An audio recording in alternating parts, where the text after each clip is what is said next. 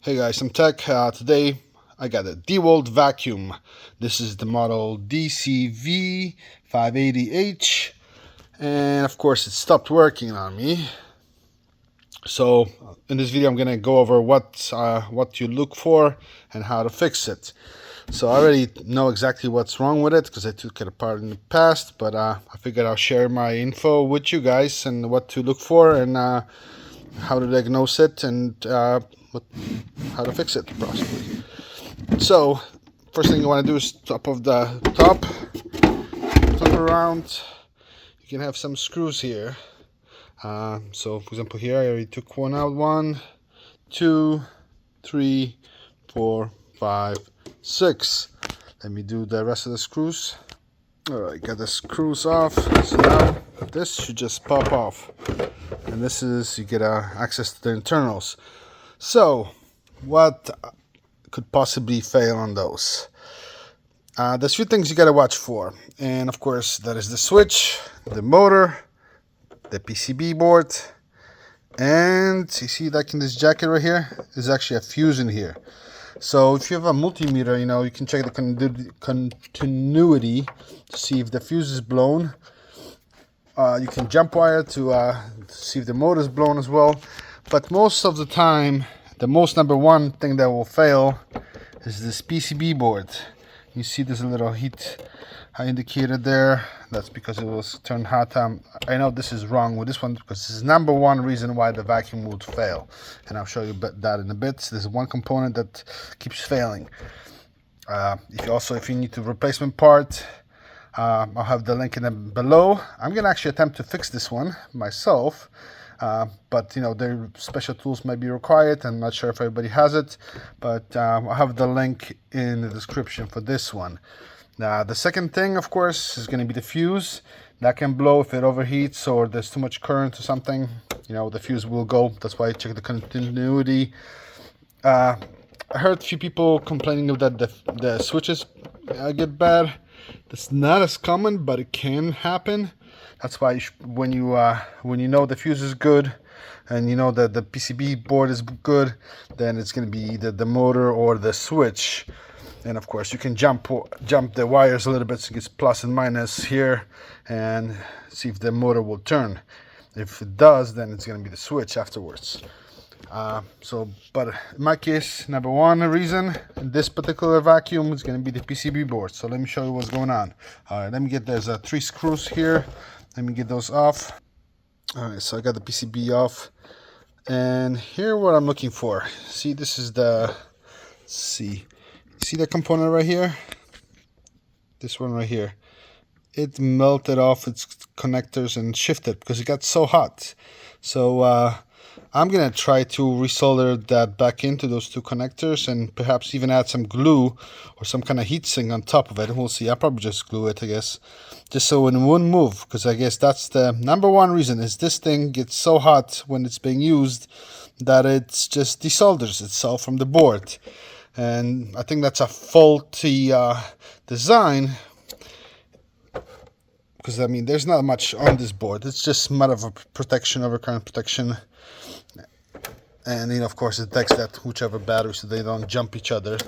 But so it's a simple board. Supposedly you can get it between 20. This is the part number. Between $20 and $30. I was only able to find it around $30, so maybe you can get lucky. But if you have not purchased DeWalt vacuum before, and especially this model, particular one, stay away from it until DeWalt starts selling those boards really cheap. You shouldn't pay more than $10 with shipping for this particular board. It's very simple. It's faulty in the first place. There may be some kind of new revisions in the newer ones, but if everybody has the same component failing, there's an issue with the board and this issue with the design. Technically, you can probably bypass it if you really need to without the board, but then of course you're getting the risk of actually frying the motor or the switch. But that can get you going. After all, you get your plus, negative, and the communication, that's for safety, so for temperature sensing. So that way it will turn off the vacuum if the battery gets too hot or whatever, or any of the components get too hot. That's what it's for. So, you know, first I took pictures of the connectors here, so you know which cable goes where, because, you know, if you screw that up, it's going to be an issue. So let me get the board off and get a soldering iron ready with a rework station. See if we can solder this piece back, see if that will fix it, or if we're going to need a new board. Alright, so I got that board off. In the meantime, I also got one of the contacts off, which is right here, because it's really hard to get it off. Some of them are quite up there, especially this one. This one was pretty stuck. Luckily for me, and actually for you, if you're replacing the board, that's why you should check first. It really doesn't matter as much, because this component, you're gonna replace the board. If you are trying to fix it like me, you know, I'm just gonna solder it back in.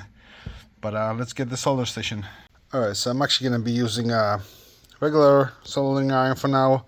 I'm not sure where my workstation is, but I figured, you know, let me try it this way, because if anybody has a soldering iron, it's going to be similar to this one. So first I'm going to try to get that contact in. So I'm going to put it back in here for now, and I'm going to resolder that here on this side. It's right there with my fingers. Alright, so I got that resoldered here. Alright, so for this part, I got it mounted on my vase. I did increase the temperature on the soldering station because, you know, there's a lot of surface here that we need to get warm. So, let's see if we can get this thing loose. First thing would be to get this loose. So let's do it in the back. I'm going to hold it and see if we can get it unmounted.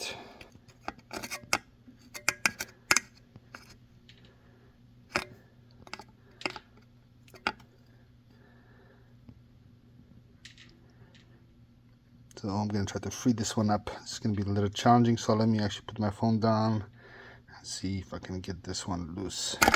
Because I'm going to increase the temperature, because it would have been a lot easier with a surface blow. But there's also the risk of blowing off other components.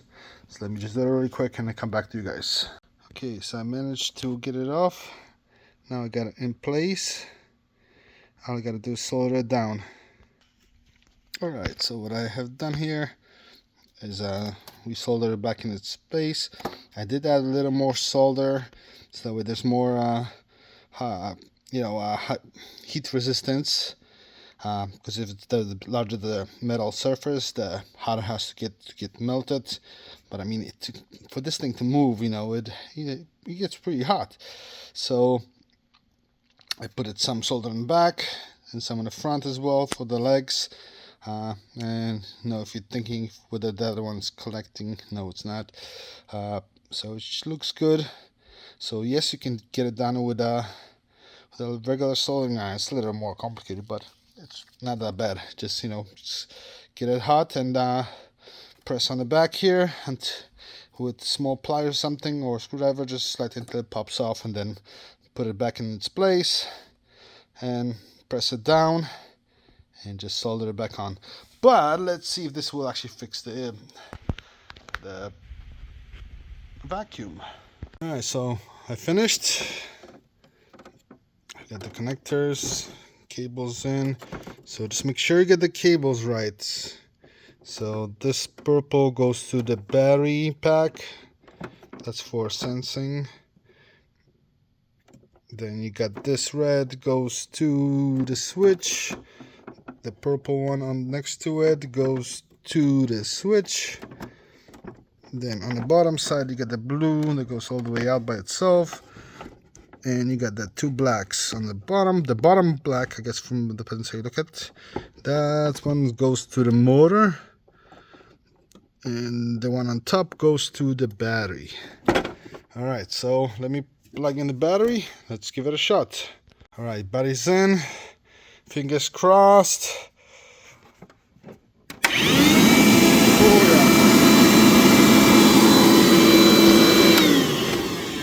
So yes, it's fixable in case if somebody's handed good with a soldering iron, resolder that part and you should be good to go.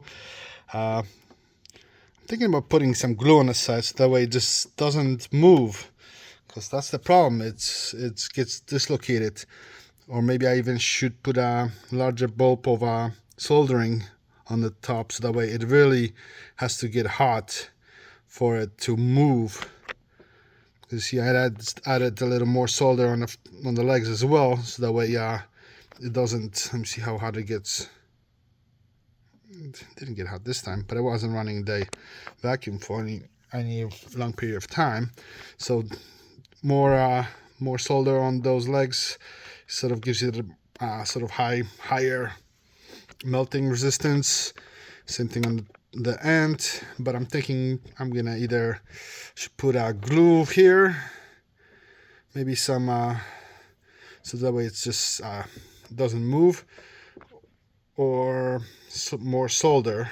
But I'm thinking for most people, I think glue is probably the best because it's more resistant to heat. And let's put it back together and it should be good to go. Alright, so I got the vacuum fixed. It wasn't too difficult. However, I expect more from DeWalt. So this is the DCV580H, and unless the parts really go down in price, I really should not even recommend this vacuum, because it does its job. It's not the best, but it's not expensive. But you should not get this model. They have the DCV580H, which comes with a cord. Get that one instead. I know this one's cheaper, but the price difference is very small.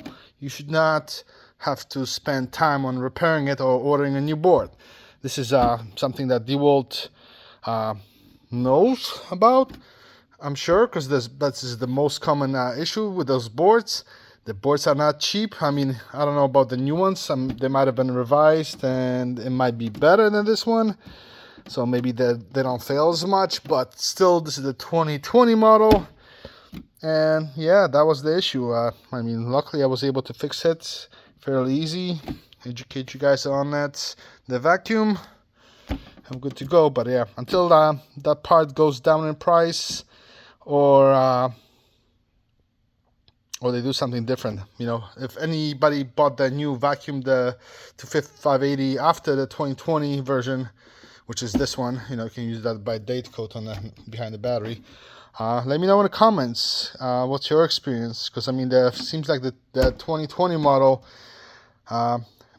most of them have the same issue. So I think might be a recall thing for DeWalt. I mean, I think DeWalt should make it right. That's a big company. They make great tools. So I'm a big believer in their tools. I have all their tools pretty much. But I'm really kind of disappointed in this model. I wanted to buy one with a cord, which supposedly doesn't have as many issues as this one, but it's just that they didn't have any in stock at the moment when I was buying this one. And of course the warranty is out on this one because it's 2024. And here we go. So I hope you enjoyed this video. At least it was some educational for you there. Hopefully DeWalt is watching and they can address the issue, either recall those boards or make them at least cheap to replace. I mean, there's no reason why it should cost $30. I mean, I know if it was a good part and really rare that it doesn't fail often, one thing is $30, but if it's something that damages your reputation, you should make it affordable and easy to replace. In this case, it is easy to replace, but the price of $30, I think it's way too high for a person to replace it themselves. And I'm not sure how much a service center would charge you to repair it, but if you ever did it in a service center, please let me know in the link in the description. I'll highlight that, so that way everybody else knows as well what's the charge on that if it's out of warranty. If it's, if you have the same problem and you have a warranty on it, take it to the DeWalt service center, call DeWalt and get them to fix it for you guys. Thank you for watching. Make sure you click like, subscribe. It helps dramatically. If you're going to be ordering the parts, if the price is right, use Amazon. I have the link in the description. And I hope you have a good rest of the day, and knowing that you can fix your DeWalt vacuum. You don't have to throw it away. Have a good one.